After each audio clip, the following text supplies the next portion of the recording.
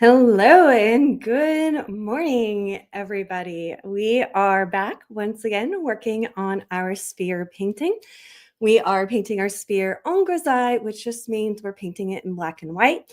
This is a great project to do if you are new to oil painting, but maybe have some drawing experience because you don't have to learn anything new about color like you do if you're going to a full color painting. But it does teach you some paint handling skills.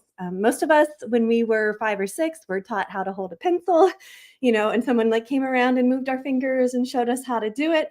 And we've been holding a pencil for a long time. However, most of us, until we start oil painting, have maybe not had a lot of experience with oil painting, right?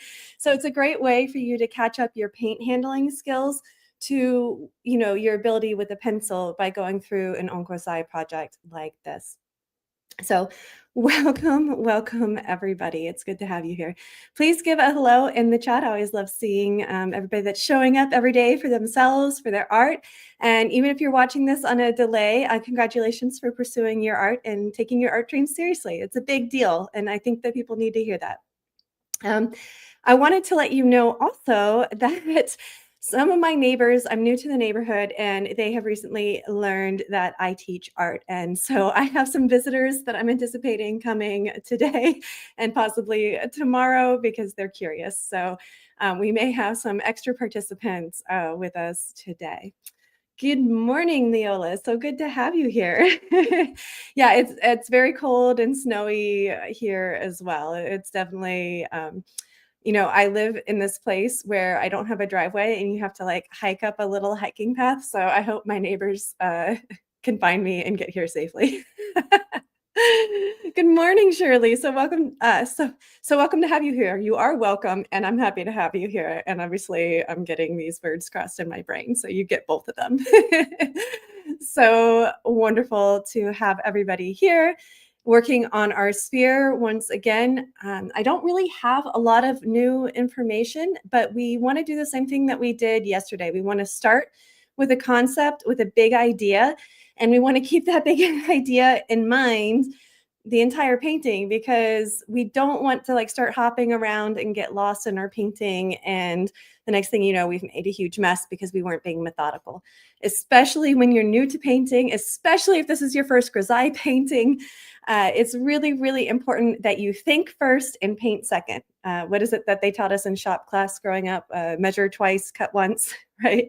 So the version of that for us as painters is think about what you're trying to do, be determined and have a specific goal, and then stay focused on that goal, even when these other little distractions start to try to pull you away, right? The little gremlins of, oh, but just this one quick thing over here, or this one quick thing over there.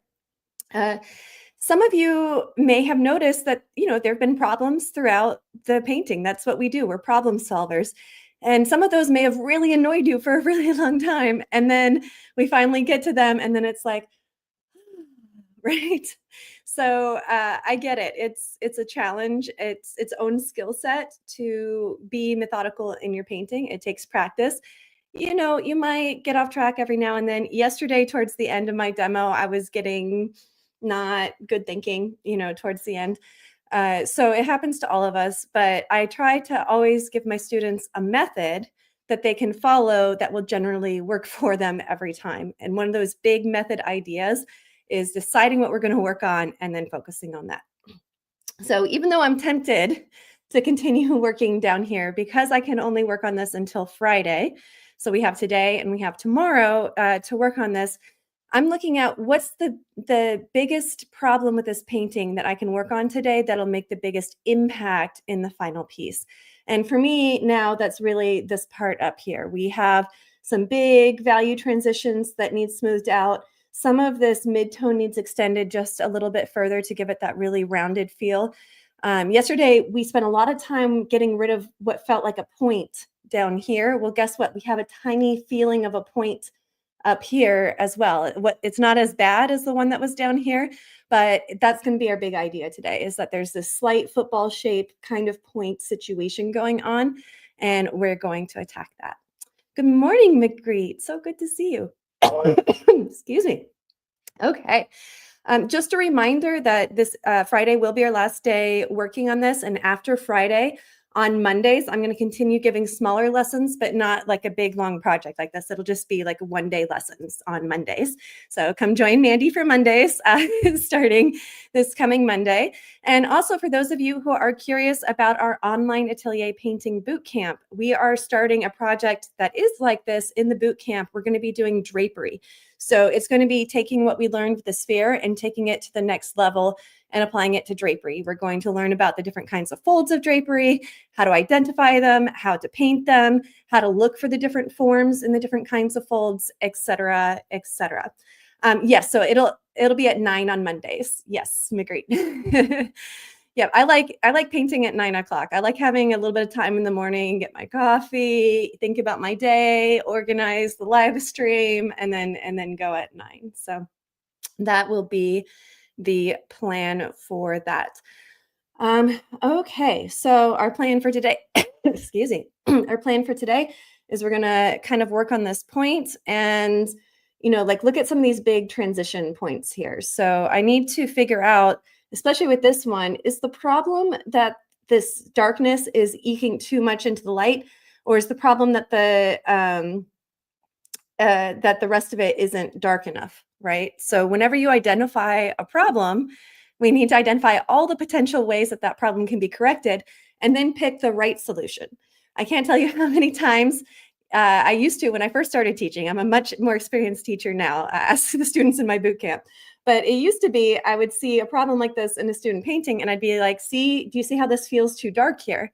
But then, what the student would do would be maybe darken the whole sphere when the real problem was lightening just this one little bit, right? So now, whenever I identify a problem, I try to help my students figure out all the different reasons that it can be a problem and then guide them to pick the solution that will actually solve the problem without creating a new problem, right? So that's part of the theory that of atelier training that can get complicated because my students, they sign up for the online boot camp and they think I'm going to teach them how to paint. And yeah, I'm going to teach you how to paint. But what I'm actually teaching you is how to teach yourself how to paint. I'm giving you processes, information, theories, guidelines that you can use, because to me, it's no good if you can't paint outside my class, right? Like my job is to teach you how to really paint and give you the tools that you need to paint for you all the time.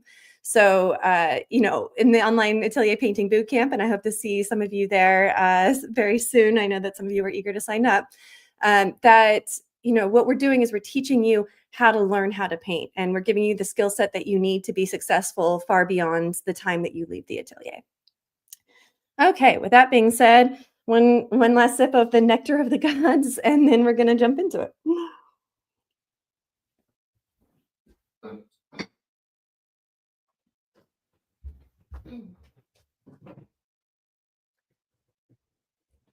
Okay, so as I'm getting started today, there's a few problems. First of all, my palette's a complete disaster, so I'm going to just scrape off a little bit. I used to be a much more meticulous palette cleaner. I think it's because I don't particularly like the square palette, and I felt like, I'm going through a minimalism journey. I'm like, well, I've had this palette forever. I should use it. But I much prefer the round palettes. I don't know why. I don't have any good reason for it at all. But I think that maybe I'm like subconsciously destroying this palette because I prefer my round palette and I don't want to use it anymore. If you do ruin a palette, like I've ruined this one, and you have paint drying on the surface, you can sand it down and refinish it. And, in theory, that's a nice thing to do.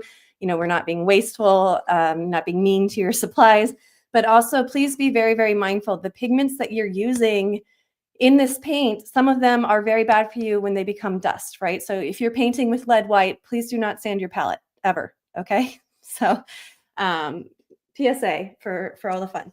Another problem I'm noticing is that I'm almost out of paint in my piles, right? Do you see how some of these piles are really small? That's going to make me do silly things, right? That's going to make me want to use this paint over here that I have plenty of instead of this paint over here. So the first thing I really need to do is mix at least a couple of these lower piles. So I'm going to do that. My paint's a little bit on the old side. I last mixed it up on Monday, but because we're using titanium, titanium stays open much longer than most other pigments. So It's still workable. We've talked about this before, but you can put paint in the freezer to, extend its life. Um, I used to mix up fresh paint every day, and I still do that if I'm working with earth pigments or things that dry more quickly. Um, you know, it's hard, paint is expensive. We don't ever want to waste paint, but also we don't want to waste a whole canvas and our time because we're trying to paint with paint that isn't good for us, right? So, you'll figure out your systems about how much paint that you'll actually go through in a period of time and adjust accordingly, but try to be kind to yourself. Like it's not the end of the world if you didn't use every single drop of paint on your palette. Especially when you're painting with black paint, it's literally soot mixed with vegetable oil, right? Like, it's okay. Alan's saying I would not want to sand that stuff. Absolutely not. Do not sand any heavy metals. Do not sand anything that you wouldn't breathe.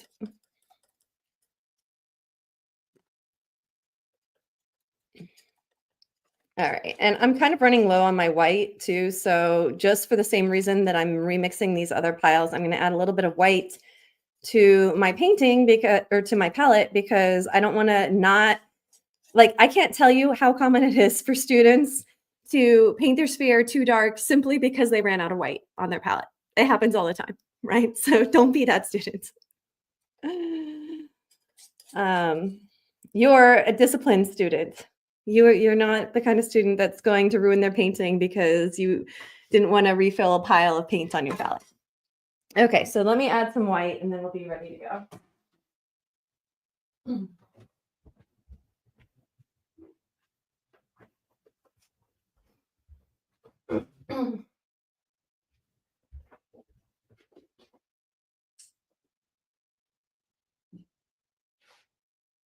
I don't know if I've shown this in here because I've been putting the paint on my palette elsewhere, but whenever you're using your paint, if you tap it after you use it, it keeps the paint away from the top of the lid and it keeps your paint tubes cleaner and neater. You can see that my paint tube is relatively clean compared to the age of this tube. And it's because if you tap it, it keeps the excess away from the lid, so less is spilling over and it keeps it cleaner.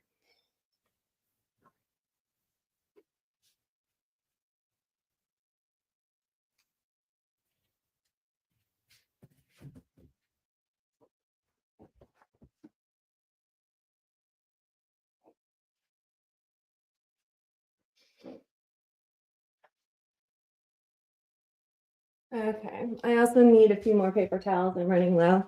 I think I mentioned this early on, but this is blue automotive paper. I can say words, I promise. This is blue automotive paper towels, and they're great because they're designed to soak up oil. They're much better than regular paper towels when you're painting because it doesn't soak through to your hands.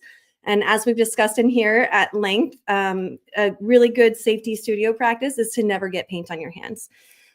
So my understanding, and please know that the School of Atelier Arts is not responsible for your studio safety, that you should independently research and make up your own mind. But my understanding from paint manufacturers that I've talked to is that the pigment particles themselves are too big to soak through your skin unless you have a cut or some sort of opening in your skin. That the biggest danger of getting heavy metals that you don't want in your body into your body is when you have paint on your hands and you're touching a cup or something that you're eating and you're ingesting it unconsciously, right? So you just don't want to eat paint, right? So by keeping your hands paint free, you greatly diminish the possibility that you're going to eat paint.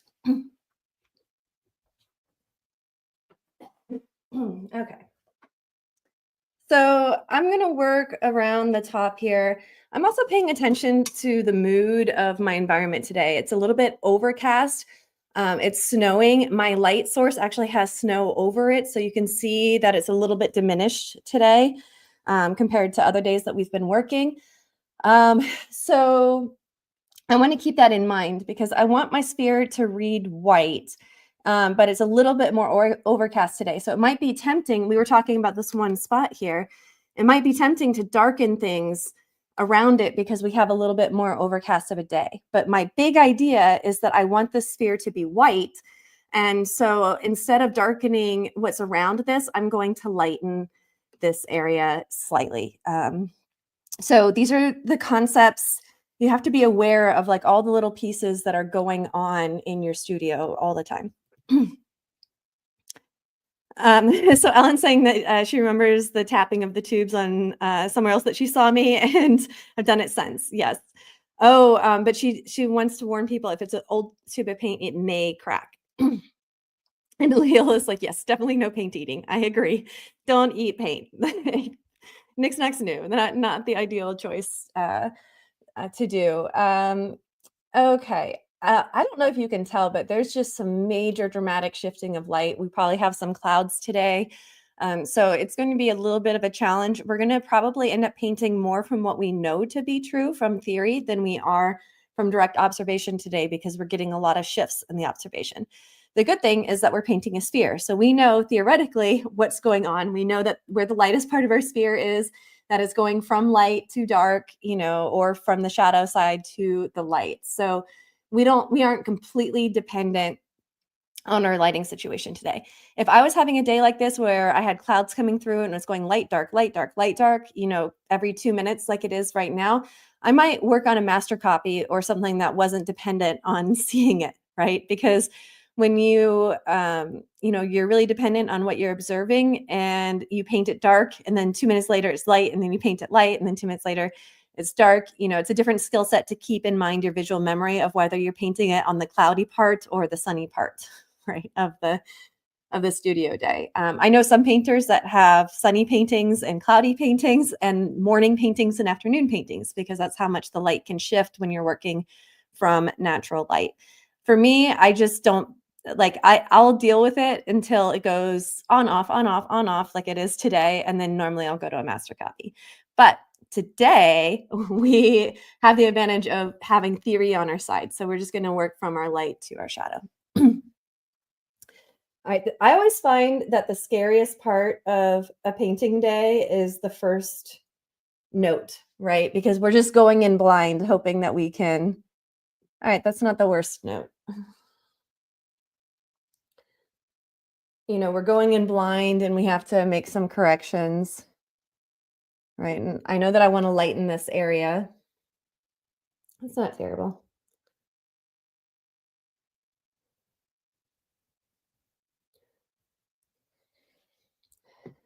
I find when students go into a project expecting it to be perfect, the first note they put down, they're disappointed. But if you can train yourself to be like, oh, it's the first note, it's going to be a little bit challenging and that's okay, then, you have more of the patience you need to make the necessary adjustments.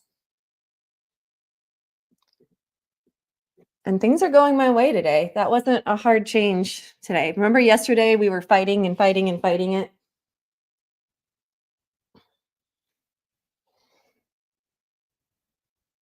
Oh, that's too big of a jump.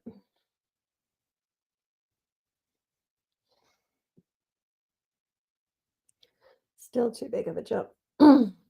Remember, if you put something that's too dark down, that you need to over exaggerate it to the light side.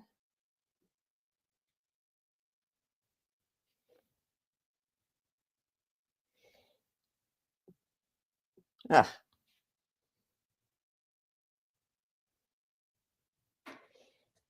I got too cocky. I was like, oh, it's going my way today. And now I'm putting too dark of a dark down.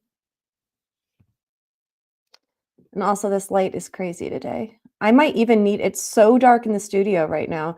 I might actually need to turn on some ambient light just because it's so dark on my canvas.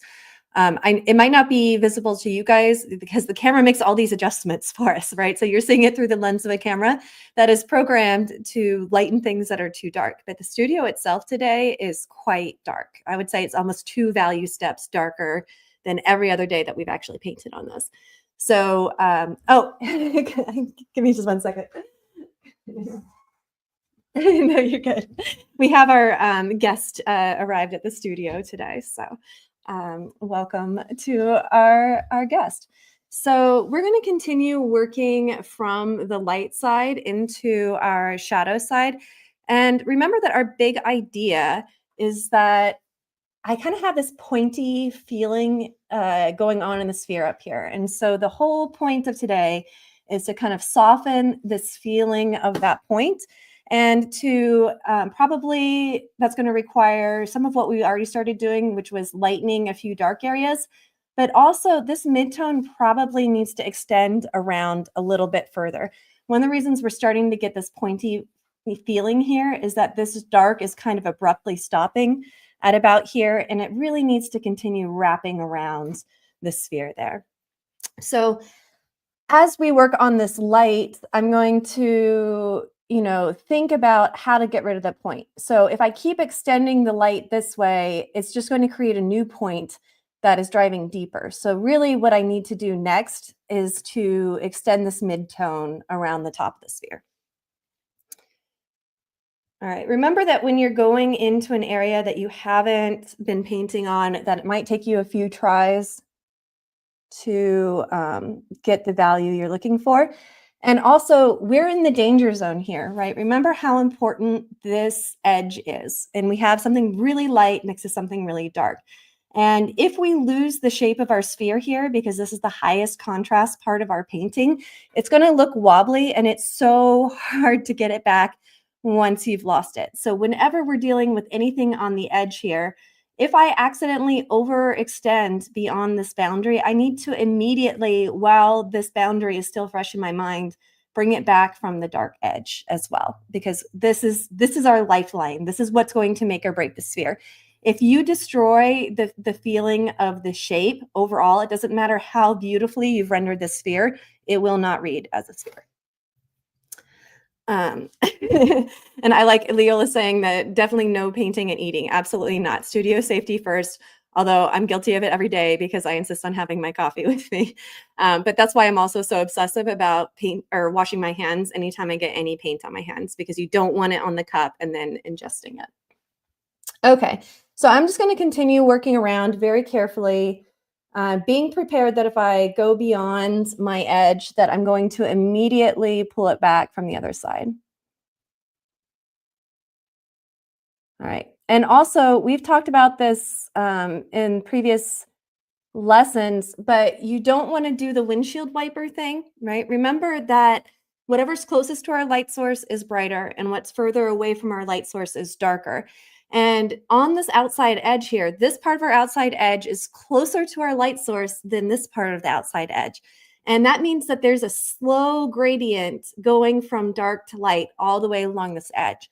If I just start going in here and being like, woo, woo, woo, woo, and make it all the same value, I'm going to ruin the light effect because it's not the same all the way around, right? So even though I'm darkening this edge, I'm extending these midtones around the edge, I still have to create a slight gradient as I go, because this part of my sphere is a tiny, tiny bit lighter than this part, which is a tiny, tiny bit lighter than this part. This is a mistake students make a lot. They're like, oh, I need to extend the midtones on the outside of the sphere. And all of a sudden they do the windshield wiper thing that we're trying to avoid.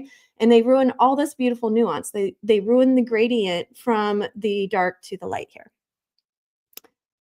Okay, so I'm starting here. I want to extend my midtones, but I don't want to do it in a line. And I also still want to be working across the form. So I'm going to darken the edge and then knit it together in this direction towards the center. And then I'm going to do the next part of the edge and knit it towards the center. And that will keep me from doing the windshield wiper thing.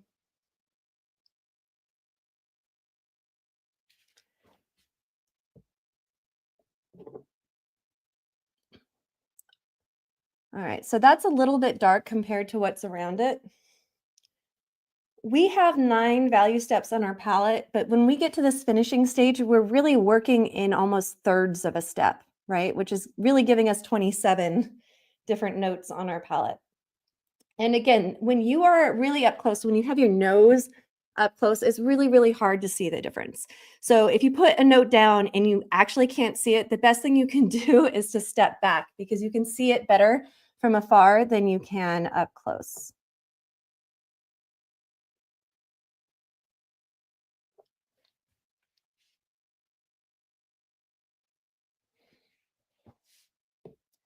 And remember too that we're building our visual memory. So remembering where you actually are, especially when we're doing these small value steps, can be its own lesson. It's not uncommon for students who are new to this tiling method to need like 5 minutes just to remember where a tile was, right? But it's not about speed. Remember, we don't care how long it takes, we care about doing it right. Okay, so I slowly am working on my transition in this way. There's an effect going on that you can see in the camera that is a little bit different in life. When we're working on this part, I'm starting to make a brush stroke that is perpendicular to my light source. And what's happening is it's catching light and making it feel a little bit brighter than it actually is. So I was making this stroke this way. Look what happens when I'm just going to clean my brush off. Look what happens when I make it vertically instead and how it changes what value that is on the screen. Okay, so this is another thing, like how you lay your brush strokes. If it's catching light, it's going to read a little bit lighter and it's harder to evaluate what the actual value is there. So I can see that, yes, it was catching light, but it's also a little bit dark. I'm going to vertically, oh, see, I made that too dark. Let's try again.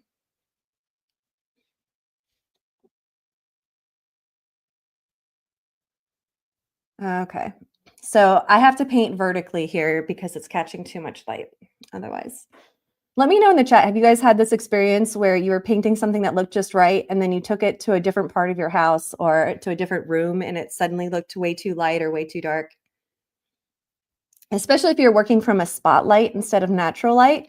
If you light your canvas kind of funny, like some people will light it so that it's really bright over here and really dark over here. And so they paint everything on this part too dark and everything on this part too light.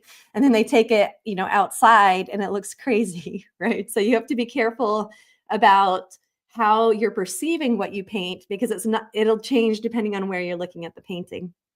Now, this is why I get so frustrated with a lot of museums. So museums were originally built with north-facing light windows and skylights. Almost every major museum was built this way because most paintings, not all, but most paintings, especially if they were done with a studio, were painted with north-facing high light.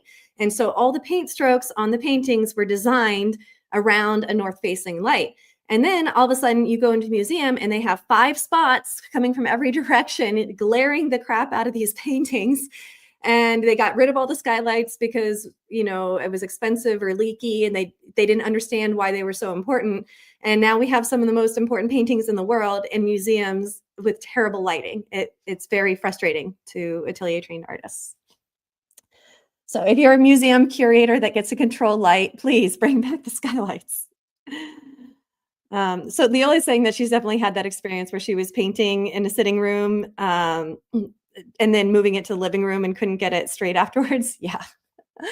So your environment matters. We talked about that when I was wearing that red sweater the other day and how much of that red was reflected into the painting. All right, so continuing to extend the midtone, but again, I just made the same mistake. I did it across instead of vertically. It's a little too dark. Still a little too dark.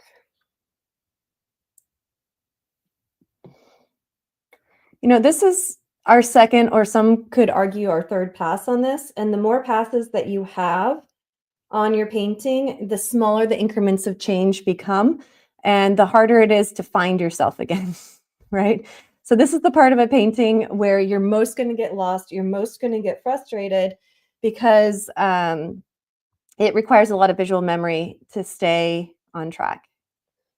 And also students have the least experience with this part of the painting because we spend a lot of time starting paintings and getting the first pass and even second pass, but all artists have the least experience doing a final pass because we spend so much more time on the other parts of our painting. So that's one nice thing about a sphere painting is that we're not spending a lot of time on drawing. We literally trace the circle, right? Like we didn't have to worry about drawing. And it's allowing us to really focus on this one skill. And I cannot emphasize enough how much atelier training will really isolate and help you master a skill and then build it back with another skill. So we're doing the sphere this week. And then, as I said, on the 18th, we're starting drapery, and we're going to be applying everything that we learned in the sphere to that next level. So drapery is going to require us to do some drawing. So we're adding drawing, but still drapery has big form, big folds, and a lot of what we learned from the sphere is going to apply when we get to that drapery. Yes, it's definitely good to know everything going on with it, Ellen, for sure. Okay, so we're just working slowly. And who can tell me, we said at the beginning, what's the big point? What's the big problem we're trying to fix today? Let me know in the chat who remembers, because we need to keep this in mind as we're making decisions. I'm going to wait because it's really important that you guys can tell me this.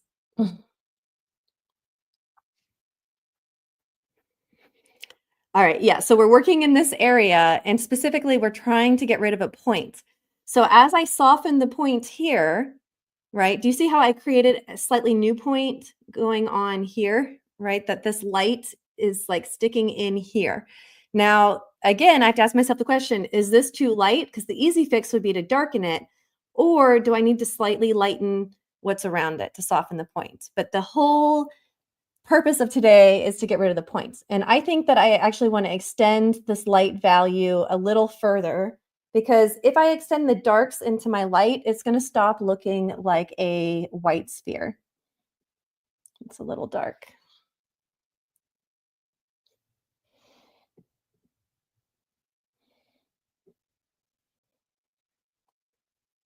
So we have this problem where I want it to feel round, but I still need to work across the form.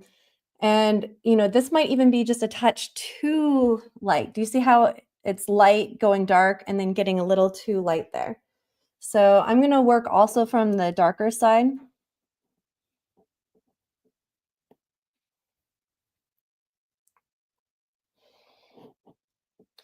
Ooh, that was too dark. So for those of you who are joining in, I see some new faces. When you jump in at this stage of the sphere, it can feel intimidating, right? Like it can feel like, oh my gosh, I could never do that. Like this is way beyond my scope. But I encourage you all to start at the very beginning of the series. This is day 19 of the series, right? We literally started by tracing a circle. We literally just mixed two colors of paint and blended them together from left to right. So if you're hopping in at this stage and you're feeling intimidated, don't let that deter you or scare you off from Atelier training. Start at the beginning, and I think you'll feel a lot more confident that you are capable of doing this, because anybody is capable of doing this that has access to good information and good processes. And Ellen's encouraging everybody. She's saying, tracing a tape roll, you can do it. Absolutely. Yes, you can. You can absolutely do this. Okay, so I started extending my lights a little bit this way, and I need to step back because even I'm having a hard time seeing exactly what I'm doing, because now I have this point coming here. So I need to transition into my darks a little better than what I currently have. So I'm just gonna, all right, that's a little on the dark side. Let's go touch lighter. Remember that when you put a value down, if it's too dark, you have to overshoot the light part of it in order for it to land, because it's going to pick up the paint that's underneath it. And most importantly, don't panic. If you get lost, if you start panicking, put your brush down, go get a coffee, right? Panic is not going to help you. Methodical thinking is going to help you. And for those of you who hate methodical thinking, that's okay. Eventually it becomes second nature.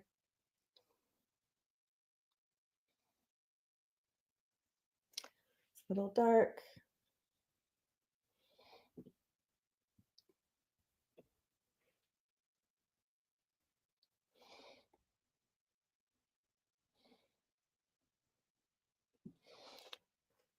Okay, now I'm kind of getting a mottled effect. So I've adjusted kind of this area and a little bit over here. And do you see how I'm getting a little bit of a spot there? And I'm also getting some wonkiness. So this is our core shadow. This is the exact place where our light's turning to shadow. Do you see how it's getting a little wobbly here with these adjustments? So I need to darken this side slightly just to re-clarify the core shadow. Now the core shadow does dissolve a little bit as it approaches the light, again, because it's closer to light and getting more bouncing light in there.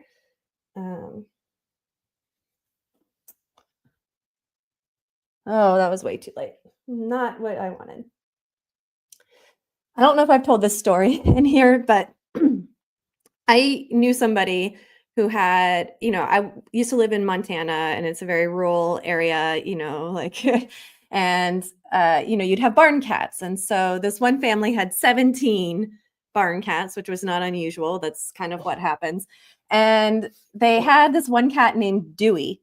And they would call all the other cats, but no matter which cat they called, Dewey would come. And eventually Dewey's name became Not You, Dewey, right? But every time I put a note out of place, I think of that barn cat and I'm like, not you, Dewey. That's not what I wanted. Any note but that one. Okay. So still kind of pushing and pulling here. I need the clarity of the shadow, but the softness of the edge. So anytime we're making a soft edge, it's going to be a little bit of push and pull.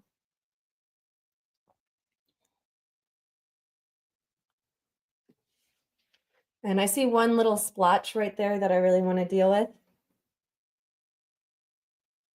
Too dark.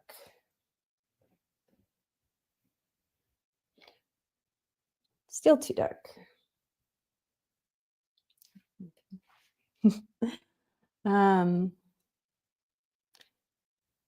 Okay. Now I'm too light. So sometimes when you find your boundaries, like, oh, it's too light, oh, it's too dark, it's kind of like playing Marco Polo. You eventually find what you're looking for.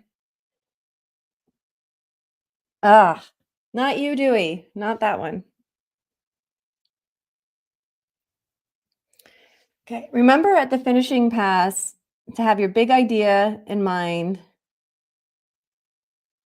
and your patience in your back pocket. All right. So when I'm looking at this now, I'm feeling much better about dissolving this point, but now I kind of have this effect where I got rid of the point, but now it feels like there's this kind of bump of darker gray here. So what I need to do is do a better job of knitting this color into this color with a few in between value steps. In particular, adjusting some of these areas that are just a little bit too light.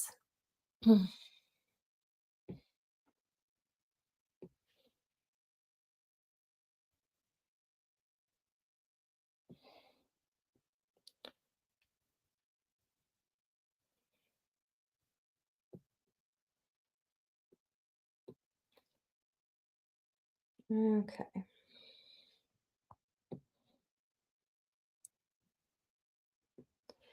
Try not to get into the temptation of kind of smushing things around.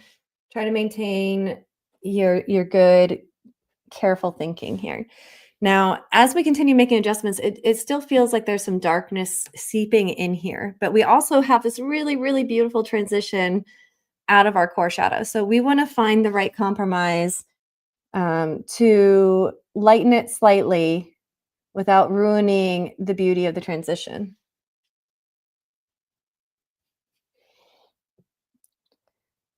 Students see a mistake sometimes and they're like, oh, I have to change it.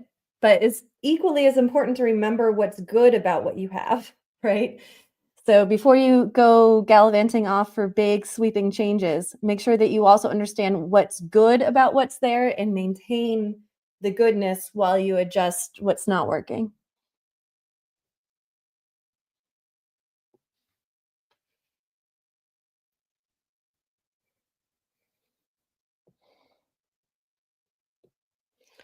And definitely step back a lot, especially when you're doing small increments of change. It's much easier to see them from afar. Okay, so I've made some impact here, but now it's kind of feeling like a loop here or a half loop.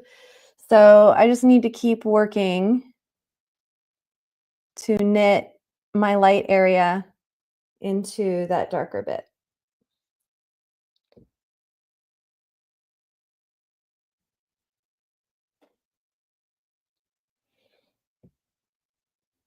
without losing the beautiful transition that we already have there.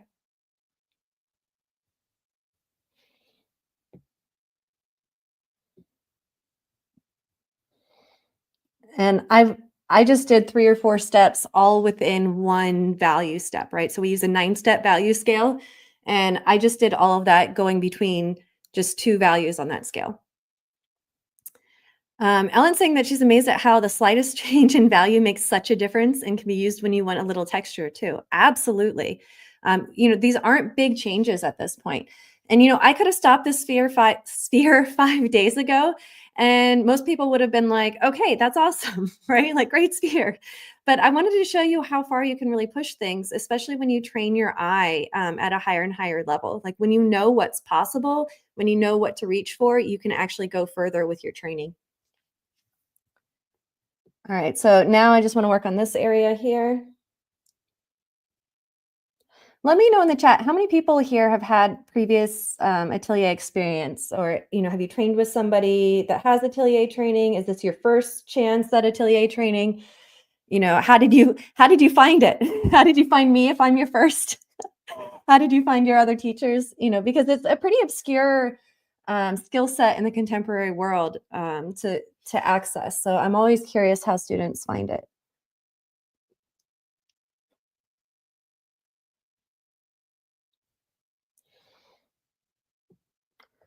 Do, do, do, do.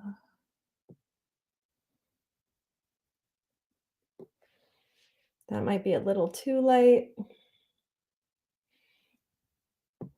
Don't be afraid to put the wrong note down because A, it's easier to find it when you go to correct it.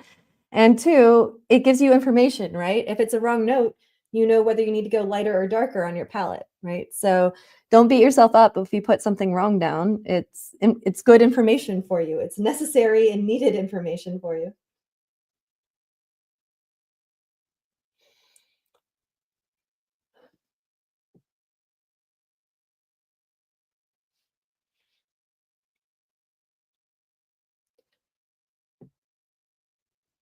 Again, I'm trying to knit together with what's there without ruining the good parts of what we had before. It's too abrupt. I don't know if you just saw that light change, but it's one of those days that the clouds are just going through the sun, opening up, going through the sun, opening up. So it can be a frustrating day. I usually encourage my students, if they're working from natural light and it's a day where the light is just changing so rapidly, like today, to work on a master copy or something that doesn't require you looking at a subject where the light is changing on it constantly. Or to work from artificial light, right? It's always nice to have an artificial project, an artificial light project going, because you can control the light and it's not a problem. That was way too light there. I don't know. I appreciate artificial light. It's a really great way for students. Artificial light gives you slightly less nuance, but makes it easier to see. So it can be really great for students who are new to atelier training to start off with, and then graduate to natural light with a little bit of experience under your belt.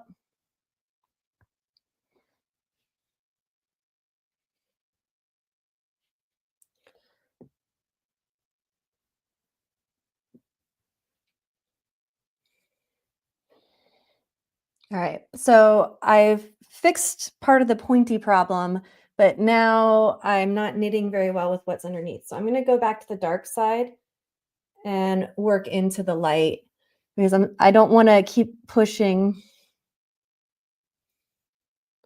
my light values and losing this beautiful transition that I worked so hard for on my midtones.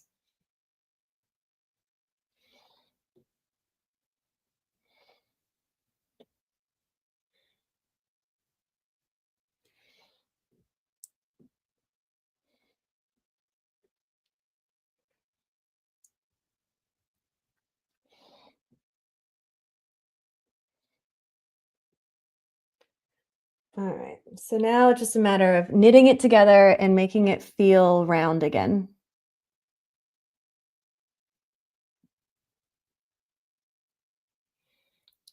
Because the point of today's entire project was to make sure that we were feeling round and not pointy.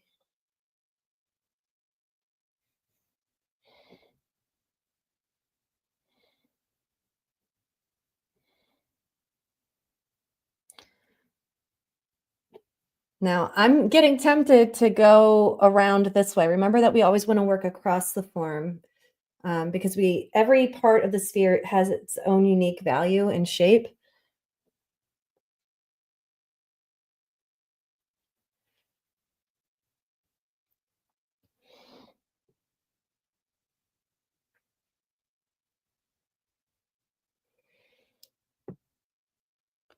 I should say unique value and distance from the light source. That's probably the better way to state it. Okay, so I kind of fixed the point, but it's kind of migrated over here. So I just need to figure out a way to knit this part into what's over here.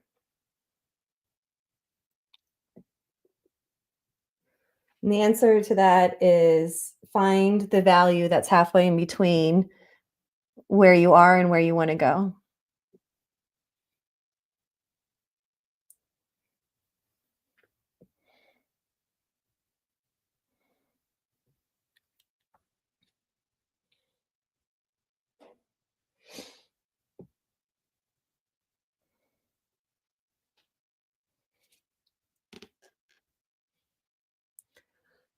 Okay. So I feel like we did an okay job of getting rid of that point. There's still a little bit going on here.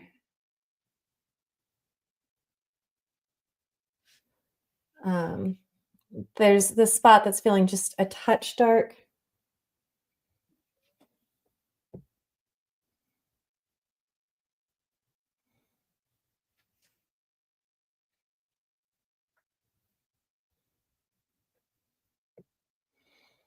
And again, be careful when you're making choices. It's very, very dark in my studio right now. So, um, I might be tempted to over lighten things to accommodate the darkness of the studio today.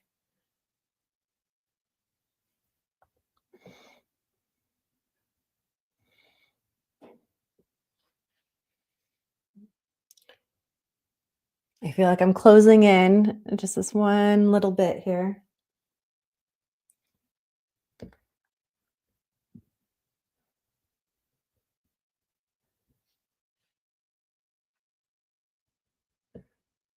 Oh, too dark.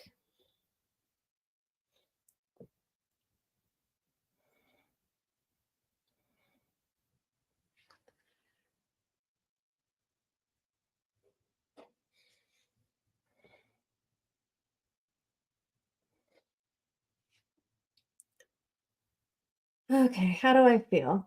I feel like it got just a little bit too light right here. Like this transition is just too abrupt. It's always scary when you go in for another pass, right? Because it's scary to lose what might be underneath it. And sometimes you are going to ruin what's underneath it, right? So, especially as students, you don't have the experience of knowing when you're making it better or worse sometimes. And you just have to take the risk and you have to be willing to ruin paintings. Especially in the online painting boot camp, I teach a technique with an underpainting of a wipeout. And people love wipeouts. I love wipeouts, right? And when I was in the atelier, I never wanted to paint over my wipeouts because they felt so whole and so good and so beautiful, just the way they were. And it was so painful to paint over them. And I eventually started doing two wipeouts, one that I would just leave as a wipeout forever, and the other one that I would paint on top of. And it was the only way I could like progress to that next level. So Leola saying that her OCD would keep me going and then messing it up. Yes, you need to take breaks and stop, but you also have to be willing to destroy a painting. You're not going to learn if you think that every painting you make is going to be a masterpiece. You have to be willing to let go and ruin some paintings. You need to be able to have a really good pass and then do a really crappy pass on top of it because you can't quite see at that level yet. and that's good. That's the only way to see better is to try for that next level. And how many times do we learn something perfectly the first time we try it, right? It's just not going to happen. But then, sometimes people feel like failures and like, I'll never be a painter. But if you go into it with the idea that this is an experiment to improve your seeing, and the point is to improve your seeing, not to have a perfect painting, then it can help take some of that pressure off of you. Okay, I did lose a little bit of my beautiful transition up here, so I'm going to work on adjusting here. Like there's a little light spot.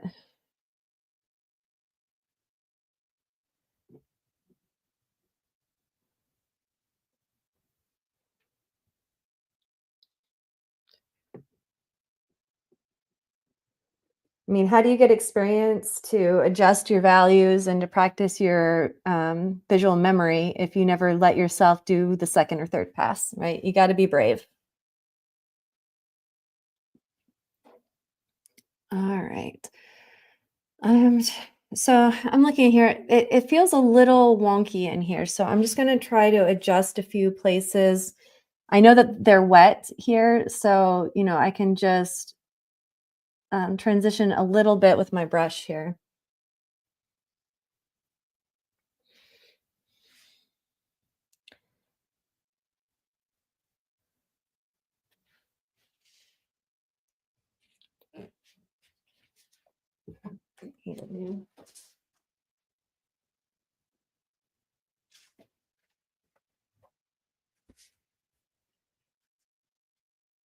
Sometimes it's just a matter of what's out of place, what doesn't quite belong. This got a touch light here.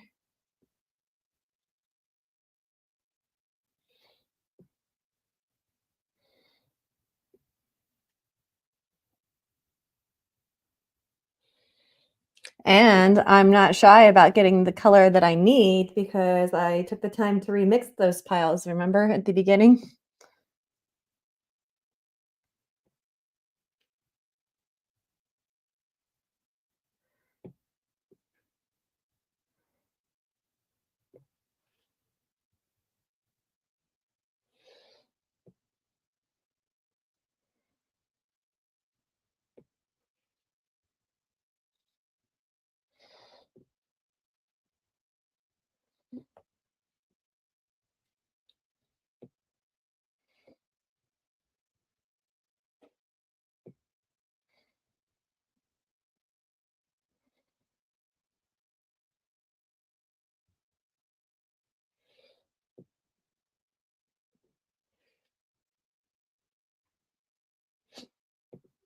Okay. So we're getting close to the end of class for today, so I just want to make sure that I'm set myself up for tomorrow. I feel like I still need to extend the midtones a little bit tomorrow, and I feel like there's a little bit of a dark bit over here, so that's going to be what we work on tomorrow. I want to work on just touching up these transitions here today because we only have one more day to work on this, and I don't want to come back into this passage tomorrow. So I want to finish it enough that it can read and stand on its own without feeling blotchy. It's at the end. I'm hurrying up and look what I did. That's okay because every color can be adjusted. But, we talked about this before. What are your signs of being visually exhausted? What are your signs of being tired? And listen to them. So my paint handling skills right now are telling me that I need to be almost done for today. It's a little bit of darkness right here.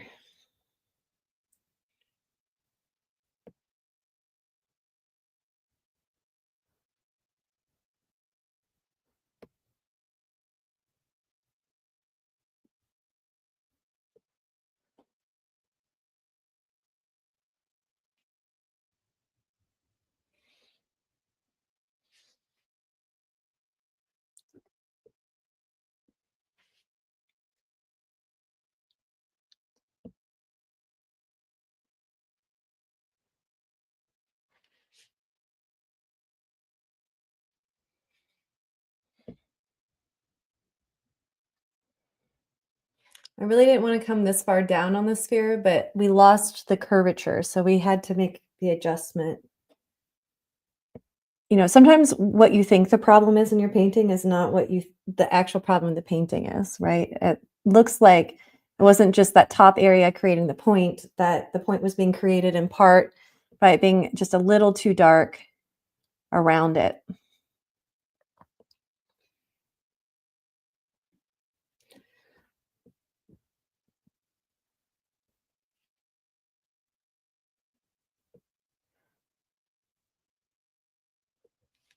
Okay. There's still just this one little bit here that's bothering me. But you can do this one more thing forever, right? Paintings aren't finished, they're abandoned.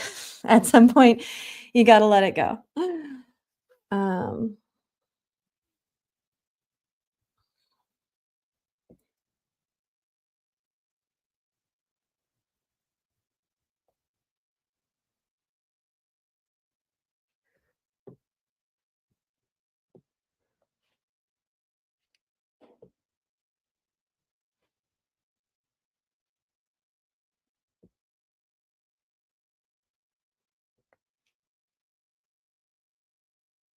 okay. I think I'm going to end up coming back in tomorrow for a little bit because we fixed the point up here, but now the point has kind of migrated over here. So I think tomorrow we're going to start in this area and then wrap around that way because we just need a little bit more time on this part of the painting. Fix one problem, create another. We fixed the point up here. Now it's migrated over here. But I think if we start with fresh eyes tomorrow and just do 1 or 2 strings across here, it'll just connect this part to this part in an even way and get rid of this kind of bumpy feeling that we have over here.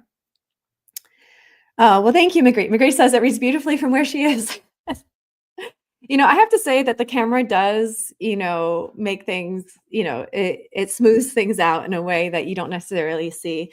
I think the other day in our online atelier painting boot camp that somebody uploaded 2 pictures and it was the exact same thing. They hadn't changed anything, but they looked like 2 different paintings, So, we have to work with our technology, especially, when we're working online to see what works for us. But if it's reading well on camera, that means you have the big ideas right. What the camera sometimes does is it compresses smaller changes of information. And that's when we have to rely on our eyes instead of the camera. And Edie, good to see you. Okay, everybody, that is it for today as far as the painting part. For those of you who are joining us and might not have had an opportunity, I do have a little free gift, a little lesson plan that you can download. It'll help you learn how to key values in black and white. And since this is a black and white en grisaille lesson, it's a great supplement to what we're learning in here. You can scan the QR code or type in the URL that you see there. And excellent. Please make sure to like and subscribe to this channel. We are going to start after we're finishing this project on Friday, and we are starting every Monday from there after. I'll be doing a live stream. So I hope to see you there. Please make sure to join us. And also, we do have our older channel, the Da Vinci Initiative. So if you haven't snooped over there, I encourage you. It was content I made like a decade ago. So you'll see baby Mandy teaching different skills there. But it's also a great channel that has helped a lot of people with their drawing skills, and it focuses more on drawing skills. So I hope you'll check out that one as well. Okay, so thank you everybody for spending your art morning with me. It's a delight as always, and I look forward to seeing you tomorrow.